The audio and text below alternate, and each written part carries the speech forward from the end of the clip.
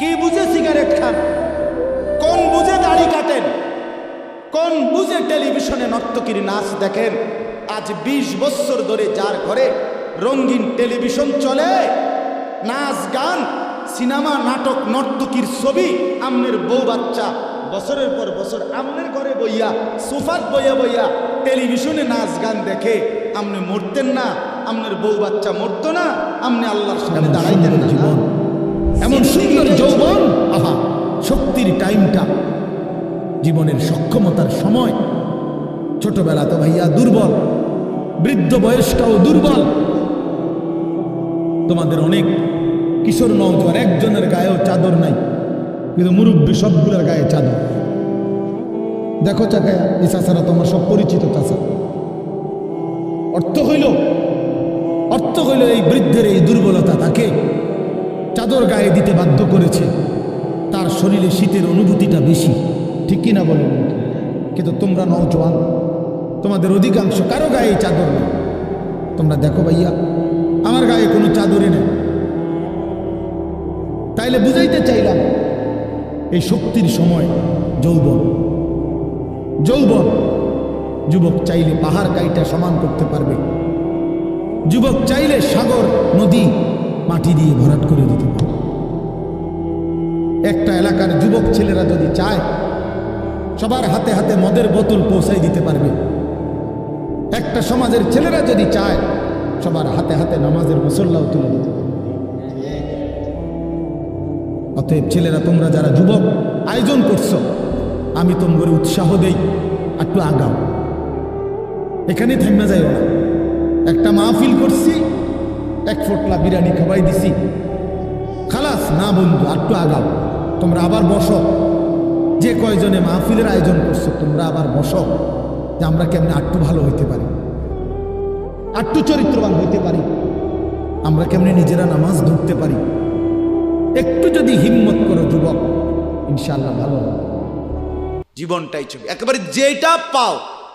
আজ মুসলমানের যুবকের কথা হইল, বেঈমান ইহুদি আর কাফেররা আমাদেরকে এরকম ফাঁদে ফেলাইছে যে যা কিছু আছে 24 ঘন্টা মুসলমানের ছেলে মেয়ের হাতে মোবাইল তুলে দিছে।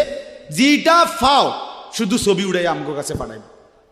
এটা কুত্তা হোক, বিলাই হোক, শুকর হোক, মানুষ হোক, গরু হোক, ছাগল হোক, হুজুর হোক, পাবলিক হোক, বেড়া হোক, বেড়ি হোক, জোয়ান হোক, বুড়া হোক, যেটা পাউডা শুধু ছবি উড়া। জিন্দিগির কাজে একটা হায় হায় বাপ, তোমরা বুঝো না, বেঈমান তোমাদেরকে বেঁধে ফেলছে আষ্টে পিছে। নবীজি এ কথা বলছে, উম্মত, চুরি ডাকাইতি, জিনা, ব্যভিচার, মদ, জুয়া, নাচ গান, টেলিভিশন, নাটক, সিনেমা, বিড়ি, সিগারেট, তুমি সব করতে থাকো। তোমার জিডা মনে কয়টা করো, হাসরের ময়দানে শুধু আমার দ্বারে আইও, আমি বেহেশতে ফাটাই দিমু। এটাই তো সুপারিশ না? তো আমনে ঘটনা কি?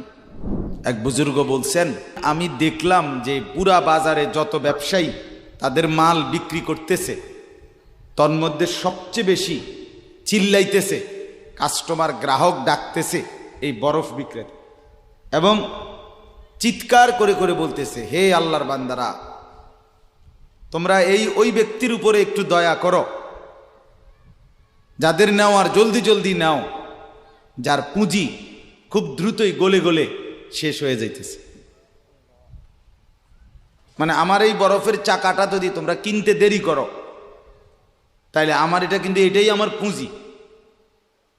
এখন এটা যদি দেরি করো, তাহলে গলে গলে কি হয়ে যাবে? আমার পুঁজি শেষ হয়ে যাবে, আমি আর বেচমু কি? তাইলে বরফের চাকাটা এমন না যে যতক্ষণ বেচা হবে না অতক্ষণ গলবে না, এমন না, সে গলতেই আছে, বেচা হোক কিংবা না হোক। তো ওই আল্লাহর ওলি বলেন, আমি এই বরফ বিক্রেতার এই আহাজারি, তার এই চিৎকার চেঁচামেচি, তার এই পেরেশানি থেকে আমার হায়াতের কদর বুঝলাম, জীবনের কদর বুঝলাম, যে আমার হায়াতটাও ঠিক এরকম, এটা গলে গলে শেষ হয়ে যাচ্ছে। যুবক চাইলে কি না পারে, যুবক চাইলে ভাঙতে পারে, যুবক চাইলে গড়তে পারে। যুবক চাইলে বুলডোজার দিয়ে সমান করে লাইতে পারে, সমান করে ফেলতে। আবার সেই ভাঙার উপরে যুবক চাইলে গড়তেও পারে। আল্লাহ তাআলা নওজোয়ানের শরীরে অসম্ভব হিম্মত দান করছে, অসম্ভব হিম্মত। এই জন্য বাপ আমি যুবক যারা তাদেরকে উৎসাহিত করলাম। মহান আল্লাহ পাক রব্বুল আলামিন আমাদেরকে বলছেন, আমি তোমাদের ইমানদার, ইমান নিলাম, আমি ইমান দিছি বান্দা। আমি গত বছর যখন তাবলীগের সফরে ছিলাম দিনাজপুর জেলায়, গত বছর আগস্ট মাসে ৭২ বছর বয়স্ক একজন হিন্দু লোককে কালেমার দাওয়াত দিছিলাম। ওনার 2 ছেলে মুসলমান, ওনারে আমি 2.5 ঘন্টা কালেমার দাওয়াত দিছি। আমরা 3 জন আলেম মিলে কত অনুনয় বিনয় করছি, কাকুতি মিনতি করছি, কাঁদছি, চোখের পানি ফেলছি। একটা বার চাচা কালেমা পড়েন, আপনার ছেলে মুসলমান, ছেলের বউ মুসলমান, আপনার নাতি নাতনি সব মুসলমান, আপনি এখনো বসে আছেন কেন? আহা, এই ৭২ বছর হয়ে গেছে। বুড়া মিয়া কয় আমি ওটা বলবো না, বলে নাই। আমি আমার সাথীদের কাছে, আমার 26 জন সাথী নিয়ে চিল্লাই গেছি, 16 জন আলেম, এক চিল্লা সফরে 950 মানুষ আল্লাহর রাস্তায় বের হয়েছে চিল্লার জন্য। আলহামদুলিল্লাহ, আল্লাহই করাইছে। তো বলতেছিলাম, আমি সাথীদের কাছে এসে বলছিলাম যে দেখেন ৭২ বছর বয়স হয়ে গেছে, এক আল্লাহর বান্দা, তার জবান দিয়া কোনোদিন তার মালিকের নামটা বের হয়। আমারে আপনারে আল্লাহ তাআলা কত বড় তৌফিক দিছে যে আমরা কত হাজারবার, লক্ষবার কালেমা লা ইলাহা ইল্লাল্লাহ মুহাম্মাদুর রাসূলুল্লাহ এটা যে আমরা পড়তে পারি, পড়তে পারছি, এই সৌভাগ্যের কৃতজ্ঞতা কি? এটা যদি আল্লাহ আমগো জবান দিয়ে কোনোদিন না বলাইতো। কথা বলে না বাপ? এই ছেলেরা মিয়া, এই বাপ যারা নামাজ পড়ো না, আরে না ফরমান, তুই যদি হিন্দুর ঘরে জন্ম নিতি, তুই যদি ইহুদির ঘরে জন্ম নিতি, তুই যদি খ্রিস্টানের ঘরে জন্ম নিতি, বেটা কি হতো জীবন? যদি কোনোদিন কালেমার আহ্বান না শুনতা। তুমি তো মুসলমানের ঘরে জন্ম নিয়া এভাবে ইমানকে ফেলে দিলা, মুসলমানের ঘরে জন্ম নিয়ে এভাবে নামাজকে প্রত্যাখ্যান করলা।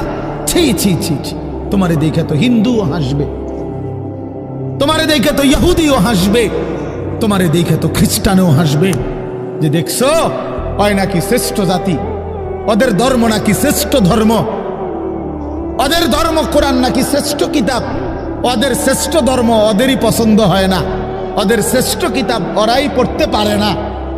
তো এটা কিসের শ্রেষ্ঠ? কথা বলেন না। তাহলে আমি তো আমার ধর্মের অপমান।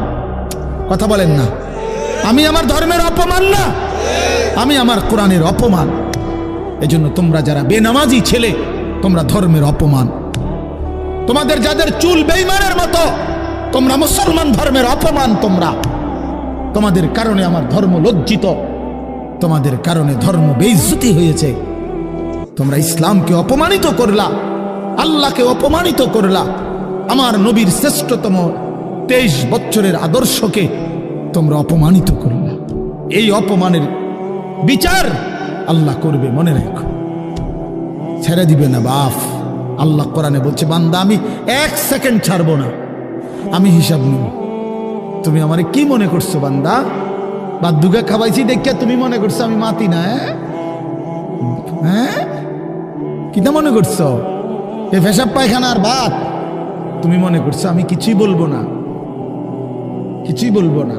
প্রতি মিনিট, প্রতি সেকেন্ড আমি ঘুমে থাকি কিংবা সজাগ থাকি, আমার হায়াত শেষ হইতেছে।